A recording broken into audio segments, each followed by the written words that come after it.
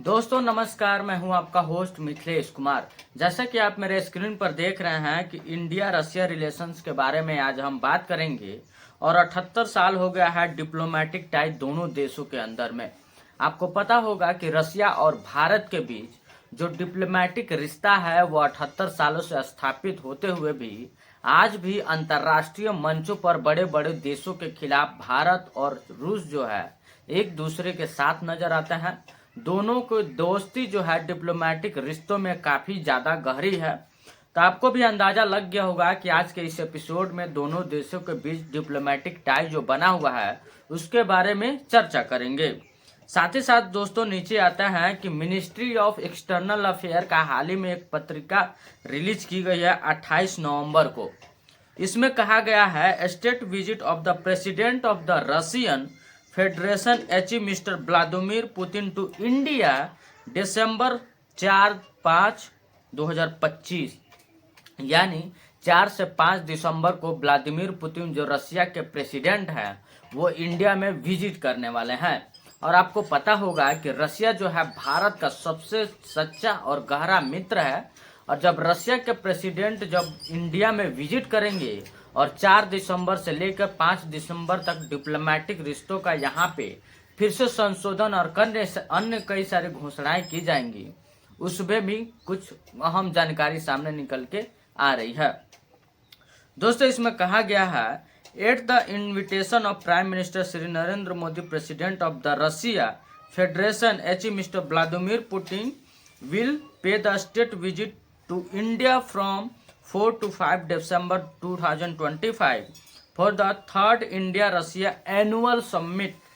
इस दौरान जो है व्लादिमीर पुतिन जब 4-5 दिसंबर को इंडिया में रहेंगे तो जाहिर सी बात है दोनों देशों के बीच में बड़ी बड़ी घोषणाएं भी हो सकती है। और इससे पहले का भी ट्रैक रिकॉर्ड अगर देखा जाए तो रूस के राष्ट्रपति जब भी इंडिया में आए हैं तो बड़े बड़े घोषणाओं की बारिश हुई है। बड़े ही स्तर पर रक्षा सौदे की भी कई सारे डील हुई है। तो जैसा कि आप स्क्रीन पे देख रहे हैं ये हमारे देश के प्राइम मिनिस्टर नरेंद्र मोदी जी हैं और रशिया के प्रेसिडेंट व्लादिमीर पुतिन साहब जो हैं। और इस खबर की पुष्टि जो है इंडियन इकोनॉमिक्स के कई सारे खबर ने पुष्टि कर दी है। Russia offer to full SU-57 tech transfer to India say all demands completely acceptable.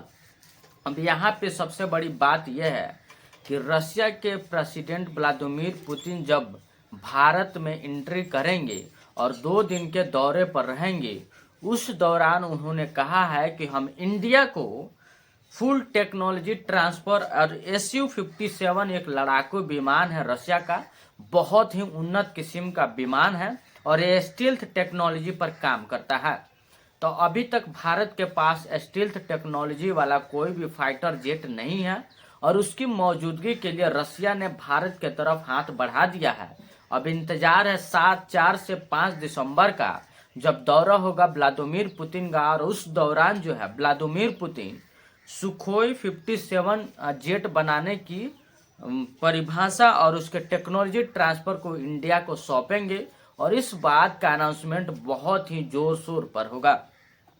दोस्तों मैं आपको बता दूं, आप देख सकते हैं कि Sukhoi 57 fighter stealth fighter jet यही है जो दुश्मनों का काल माना जाता है। और ये फाइटर जेट जो है अमेरिका के कई सारे उन्नत फाइटर जेट के मुकाबले के लिए बनाया गया है और ये अपने परीक्षण में पूरे तरीके से सफल रहा है।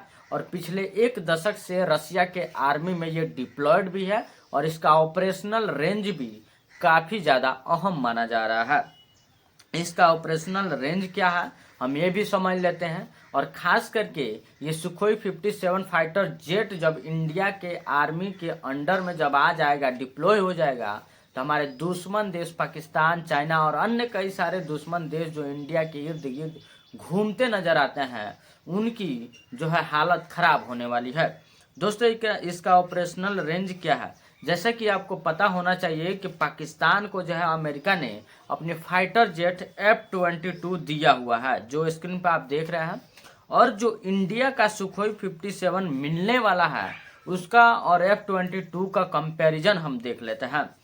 2400 किलोमीटर प्रति घंटा से रफ्तार से उड़ेगा सुखोई, जबकि F-22 जो है 1980 किलोमीटर प्रति घंटा है। इसका जो है कम्बेट रेडियस देख लिया जाए तो 1080 किलोमीटर है सुखोई का, और F-22 का 760 किलोमीटर। देखा जाए एयर टू सरफेस रेंज देखा जाए सुखोई का 1500 किलोमीटर है, वहीं F-22 का 300 किलोमीटर। आर्टिफिशियल इंटेलिजेंस सुखोई में लग सकता है, इंटीग्रेशन विथ अटैक ड्रोन भी सुखोई में लग सकता है, और ये सारी चीज़ें जो है हाइपरसोनिक आर्मर्ड भी सुखोई में लग सकता है।